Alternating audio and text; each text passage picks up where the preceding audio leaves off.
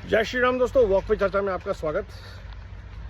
दिल्ली में पोल्यूशन बिगड़ता हुआ लगातार और केजरीवाल जी भगवंत मान के साथ परेड ले रहे हैं पंजाब में। ये परेडों से पराली समाप्त करेंगे।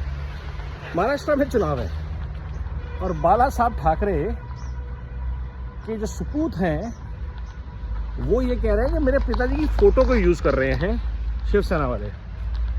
और यही मानसिकता जो है वो देश के लिए समस्या है। समाज, धर्म को समर्पित लोग, देश को समर्पित लोग किसी परिवार या पार्टी की भपौती नहीं होते। चाहे वो सरदार पटेल हों, चाहे वो नेताजी सुभाष चंद्र बोस हों, चाहे वो बाला साहब ठाकरे हों, चाहे वो वीर सावरकर हों, वो हर उस व्यक्ति की श्रद्धा का पात्र हैं जो धर्म, राष्ट्र और समाज को समर्पित है। और जो भी व्यक्ति उनके बताए हुए मार्ग पे नहीं चल पाता, चाहे वो उनका परिवार का सदस्य क्यों ना हो, वो उनकी फोटो को, उनकी स्मृति को यूज़ करने का हक खो देता है, जैसा कि शिवसेना के केस में है। अगर आप जिहादियों, अगर आप मदरसों की वकालत करते हैं, अगर आप वक्फ बोर्ड के समर्थन में हैं और खुद को शिव सैनिक बोलते हैं, तो आपको बाला साहब का नाम यूज़ करने का कोई हक नहीं है। और ये मैसेज उद्धव और आदित्य दोनों के लिए है। इन दोनों बाप बेटों को अपने नाम के आगे से ठाकरे हटा देना चाहिए। They have lost the right. Similarly, लाल किताब दिखा के संविधान की दुहाई देने वाला व्यक्ति, जिसके परिवार ने संविधान का बार बार बलात्कार किया है 1947 से लेकर के अब तक, हालात ये कि संविधान का मृत्यु का दिवस तक मनाया जाता है क्योंकि उसकी दादी ने संविधान को मार डाला था इमरजेंसी में। जो बाबा साहब अम्बेडकर का संविधान था उसमें सेक्युलर सोशलिस्ट डाल के उन्होंने उस पूरे संविधान की हत्या कर दी। और उसका कितनी बार अमेंडमेंट हुआ, वक्फ बोर्ड संविधान में नहीं था। तो जिस लाल किताब को ये दिखाते हैं वो 1975 के बाद का इंदिरा संविधान है, गांधी संविधान है, राहुल संविधान हो सकता है, लेकिन भारत का संविधान नहीं है। तो ऐसे व्यक्ति को भी भारत रिजेक्ट करेगा। और जहाँ तक महाराष्ट्र के चुनाव की बात है, तो मराठी जो हैं वो हरियाणवियों और यूपी वालों से बहुत ज़्यादा समर्पित, देशभक्त हिंदू हैं। इसलिए शायद गांधी जी की मृत्यु के बाद सबसे ज़्यादा हत्याएं जो हुई थी वो मराठियों की हुई थी, ब्राह्मणों की हुई थी।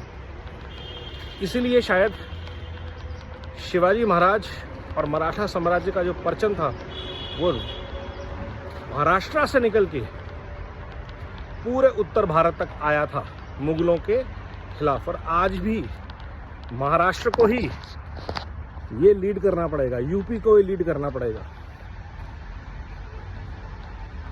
जब तक ये दो प्रदेश एक होकर भारत के नवनिर्माण, सनातन के नवनिर्माण को समर्पित नहीं होते, तब तक देश स्पीड नहीं पकड़ेगा, प्रगति की रफ्तार नहीं मिलेगी। और उसके लिए बहुत ज़रूरी है दोनों जगह भाजपा की सरकार हो, एक तरफ योगी, एक तरफ फडणवीस। गुजरात अपने पास है ही है, एमपी, छत्तीसगढ़। तो ये पूरा जो गढ़ है भारत का, हृदय जो है, उस सब पे अगर सनातन शक्तियों का कंट्रोल है तो हम भारत को बचा सकते हैं वक्फ बोर्ड और जिहादी ताकतों से, पॉपुलेशन जिहाद से, वोट जिहाद से, लव जिहाद से, लैंड जिहाद से। और ये बहुत बड़ी प्रॉब्लम है। यूरोप का इंडेक्स आप देख लीजिए, यूरोप की पॉपुलेशन जो यूरोप के ओरिजिनल इन्हेबिटेंट्स हैं उनकी गिर रही है। और जो भी ग्रोथ है वो सिर्फ जो जिहादी इमिग्रेंट्स वहाँ पहुँच गए हैं इलीगल, उनकी है। भारत के केस में भी यही हो रहा है। रोहिंग्या और बांग्लादेशी जहाँ पे हैं वो इन शहरों का कंट्रोल ले रहे हैं, पॉपुलेशन विस्फोट हो रहा है वहाँ पे। और इसके खिलाफ अगर मैं भी पीछे मणिपाल से कुर्ग एक यात्रा करके आया, वहाँ पे 10 बड़ी बड़ी मस्जिदें बन रही हैं और सब नई मस्जिदें हैं। तो कर्नाटक में कांग्रेस की सरकार आने के बाद लैंड ग्रैबिंग, वक्फ की ज़मीनों पे कब्जे और ये बड़ी बड़ी मस्जिदों का निर्माण मेन हाईवेज पे, वो हाईवे जो मैंगलोर को बैंगलोर से जोड़ता है मदिकरी होता हुआ, कुर्ग होता हुआ बैंगलोर जाता है, मैसूर जाता है, वो हाईवे पूरा ग्रैब कर लिया गया है इन जिहादियों द्वारा। कंट्रोल कमांड सेंटर्स, जिनको ये मस्जिद बोलते हैं, वो बना के।